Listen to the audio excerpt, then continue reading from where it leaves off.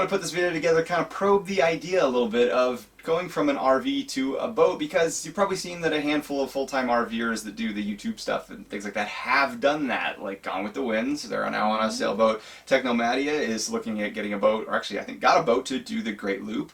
And we've got quite a few friends that live on boats, so it's not really out of the question by any means. Yeah, I think there's a lot of parallels between full-time RVing and full-time boating, and I think the people that end up doing both of those things have similar mindsets and similar goals in wanting to, adventure and travel and see the world. So living on a boat to me is really a normal concept. My grandparents lived on a boat in Florida for 20 years, and I cruised to the Caribbean with them a handful of times, and I've always been around boats, so to me operating and living on a boat is just like perfectly normal.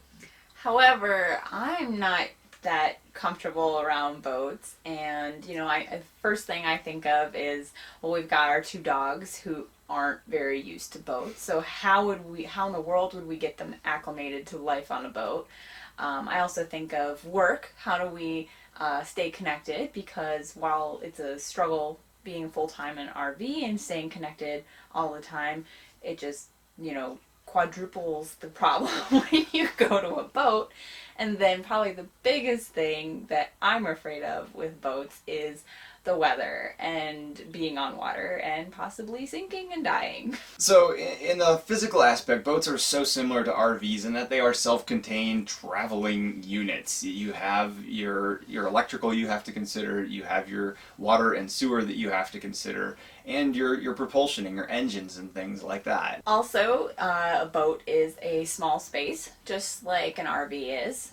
So you have a lot of the similar minimalistic mindsets and things that you have to do to downsize and layout considerations to think of to be comfortable while living full-time on a vessel of that size.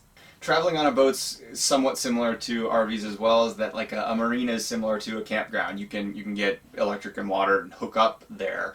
And boondocking would be like anchoring out or spending night out on the water.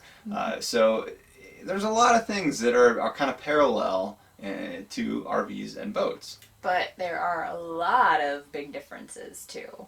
From a high level, moving around on a boat, you're obviously not on land, so you stick to the shorelines, and unless you're going out into really deep water to just be in more water, you'd probably, I would guess, stay along the shorelines. And if you're thinking about traveling in the United States, well, there's not quite as much shoreline of the United States as there is actual land. So that kind of that changes the locations that you may travel to. Yeah, you probably end up in international waters and international destinations a lot more than we would traveling here in the U.S.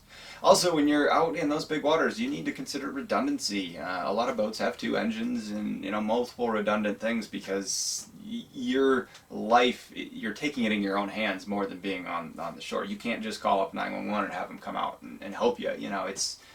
You could call the Coast Guard, but if you're within like, U.S. waters, even. True, so true. There's a lot of safety considerations, and you really need to be more competent and take those into account when you're on a boat. So, and then there's the big difference of being on land versus being on water. And when you're on water, like I mentioned in the beginning, you may have some considerations about weather, because you're always going to have waves and tides and things like that, and if the weather changes in an instant, you could end up in some pretty rough conditions, which could lead to possibly sinking, which isn't a problem on land. And then just to take it one step further, if you sink, there are sharks and things in the ocean that will eat you, and the water's cold and you could die of hypothermia.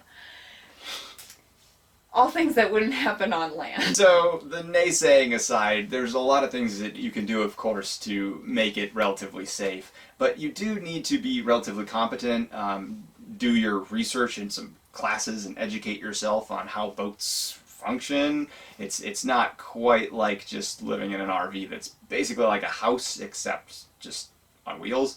It's very different. you need to probably take some safety classes and really just avoid mistakes, because a mistake on land isn't going to sink our house into the ground and ruin it forever.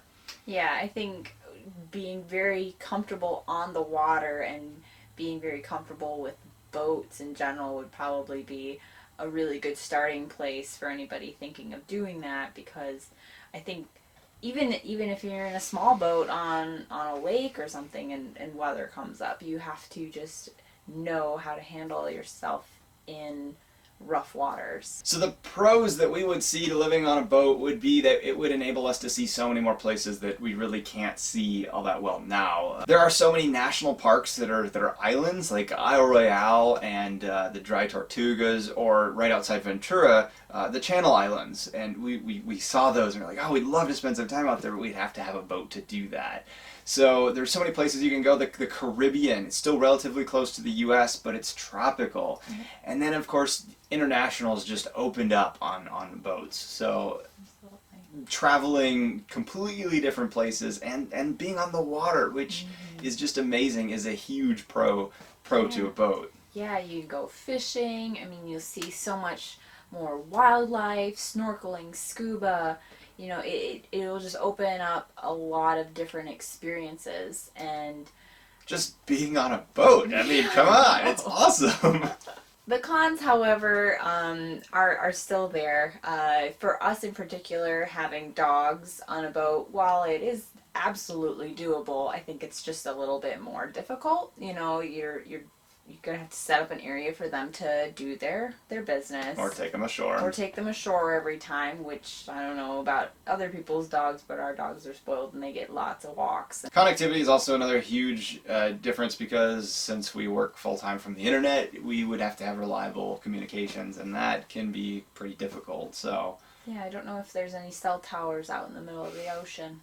So, and then there's also the dangers of being out on the ocean, and if you're like me, maybe some seasickness as well. So basically going from an RV to a boat it's not something that you can just do overnight, and there are so many unknowns. Even myself being relatively familiar with boats, it would not be something that we could just do quickly. Yeah, it'd be a very large undertaking. But it is something that is on our radar, and I think down the road we would like to consider it. If connectivity continues to get better and better, and maybe we can get internet, satellite that's good, you know, that would definitely open it up for us. Or maybe it waits until retirement. You know, we take another hiatus and you don't get movies from us every week. It's, you know, once every month or something. Yeah, well, and by that time, Gone with the Winds and Technomatty will have it all figured out for us and will tell us how to do it. Overall, we think it is a really awesome idea to potentially live on a boat. And we'll open up to you guys. What do you think? Is living on a boat viable? Do any of you live on boats? Let us know. We would love to hear from you. Just leave your comments in the section below and give this video a thumbs up. If you haven't subscribed yet, we would love to have you along for our journey. And thank you, as always, so much for watching this and joining us this Monday. We'll see you next week. Bye.